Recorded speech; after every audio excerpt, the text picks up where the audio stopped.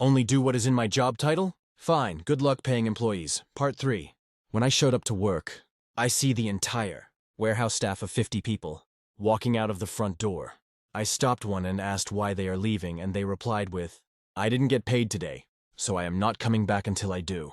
I go into the office and see the warehouse manager in a panic. He has jobs that need material and nobody to load it onto trucks or deliver. I ask him if he needs help with anything, and he just screams at me to leave his office, because he is getting phone calls out the ass from superintendents of jobs asking why our material has not arrived yet. I pass by HR on the way to my office and see a bunch of the bosses huddled up over her computer with her with angry and confused expressions on their face, I guess trying to figure out the problem.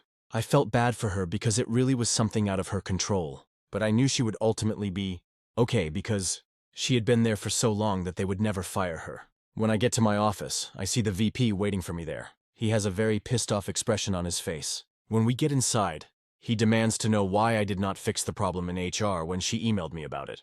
I replied that I am no longer allowed to work on ERP problems as it is not in my job title. He has the most shocked look on his face and asked why all of a sudden. I had a change of heart. I show him the email from warehouse manager and I could see the dots connect in his head. He immediately storms out and I see him heading straight to the warehouse manager's office. They were in there for a few hours, but eventually he comes back to my office. He seems calmer now and asks me politely if I can fix the problem in HR and if I can resume fixing the ERP if needed. At this point, I liked the relief of responsibility and told him I would only do it if he put it officially in my job title along with a raise.